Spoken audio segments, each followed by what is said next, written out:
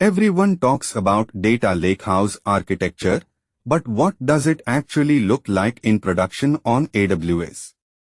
Today, I am breaking down a real design we implemented for a client, moving beyond slides to show you the exact services, configurations, and the why behind every decision.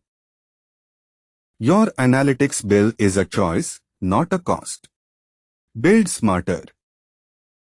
Stop treating your database as the data lake. That's the old way. Your storage and your processing engine should be completely separate. You don't query the files in your filing cabinet. Amazon S3 is that cabinet, immutable, infinitely scalable. Then you choose the right compute, like Athena or Redshift, to analyze it. This separation is your key to agility and real cost control. Think of your data lake like a city's water system. Amazon S3 is the massive reservoir, holding all the water, your raw data, perfectly still. Now, processing is like turning on the tap in different neighborhoods. You only run the powerful, specialized pumps, your transient EMR clusters, when and where you need them. This is true, granular control. Picture a future where your data outlives every processing engine you use. Decoupling storage and compute isn't just an architecture, it is strategic freedom. Your company's data assets become permanent, while compute services like EMR, Redshift, or Athena become transient, interchangeable tools you summon on demand. You are no longer paying to keep the lights on for unused capacity. The power shifts decisively to you. Ditch your bloated stack. Here's our lean, open-source data architecture. Now, we don't just dump files into a bucket. You need an ingestion engine. S3 event notifications will automatically trigger a Lambda function as new data lands. This function parses the file name and metadata to dynamically write it into that partition structure. Your raw zone is no longer static, it is intelligent, self-organizing, and ready. But what about that initial, messy step? Throwing data at a crawler blindly is slow and expensive. What if the data is poorly structured or the schema shifts? Here's how you take control. Stop treating your landing zone as a passive bucket. That's a crawl-first strategy, and it is crippling. We do not wait and guess. By using S3 event notifications to immediately trigger a Lambda, you enforce rules, validate data, and orchestrate the next step the moment new data arrives. You now command the pipeline instead of reacting to its chaos. Ditch your bloated data stack for this simple, $5,000 per month solution. Picture your old lawnmower. You only need it an hour a week, but you have to store, fuel, and maintain it constantly. Standard EMR clusters are like that. Our unpredictable workloads needed a mower that magically appears, runs, and vanishes, only paying for the cut. That's EMR serverless. No cluster babysitting, just pure, on-demand Spark execution. Now, for the code. The single biggest mistake.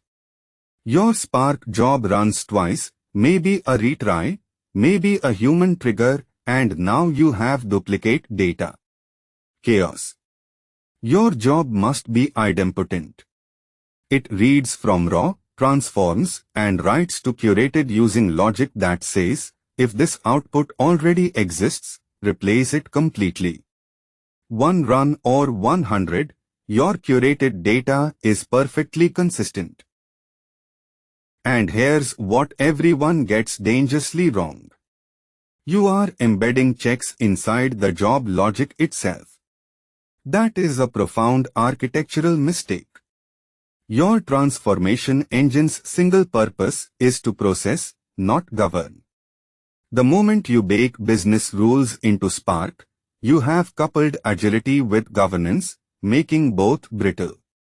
Separate the concerns. Let Spark transform, but enforce quality before and after it runs. Stop dumping into Redshift. Use this instead. You are transforming raw files, but that's just the warm-up. The real magic happens when you apply a table format like Apache Iceberg or Delta Lake. This creates a curated zone that acts like a database, delivering massive performance gains. Forget slow scans, you get fast upserts, time travel, and schema evolution on your object store. This is your new single source of truth. Now, what does this actually mean for your queries? Iceberg tracks files at the metadata level, not the data level. Your engine only reads the relevant files for a query. This eliminates full table scans on S3. You get database-like performance directly on your data lake, turning petabytes of object storage into a queryable, high-performance asset. The secret sauce. Hidden partitioning. You define the partition structure once in the metadata. Every single query afterward automatically skips irrelevant data without you ever rewriting a file or thinking about it.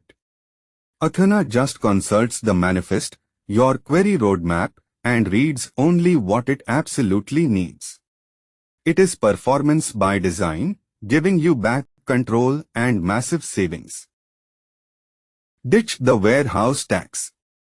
Build your Lakehouse for pennies with these exact services.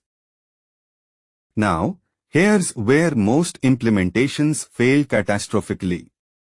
You have built this elegant data architecture, but security is still a permissions nightmare sprawled across thousands of IAM policies. That is not scalable. Lake Formation fixes this by letting you define and audit precise data access, like granting read access to a single column right on your data catalog.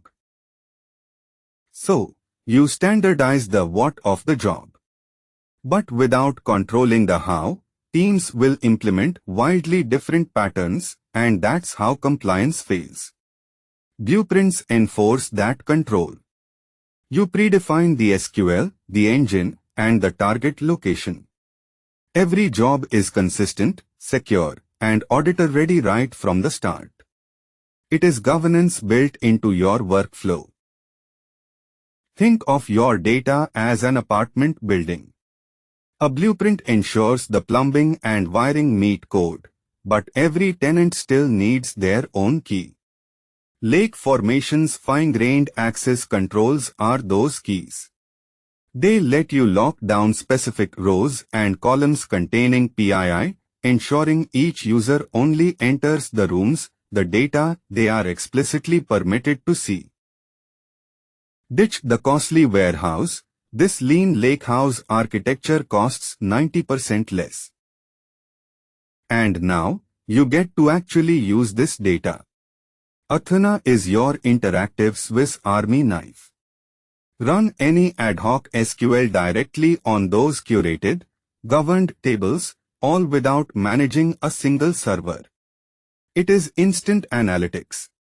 For your core applications, you then connect purpose-built databases to the same data lake, merging agility with specialized performance. But this is where the future gets exciting. Take that live Redshift cluster, it's not just yours anymore. With data sharing, you can securely expose your most valuable dashboards across your entire organization in real time. No ETL. No latency. You deliver governance, while your teams get the performance they demand. It's a game changer. Now, let's talk about the opposite side of the spectrum. When your mobile app needs millisecond response times, batch processing just will not cut it. You can push those real-time aggregates from your streaming layer directly into a purpose-built database like DynamoDB. Your application instantly queries live user activity, enabling personalization and features that feel truly magical. Stop overpaying. Our Lakehouse runs on S3 and pays pennies.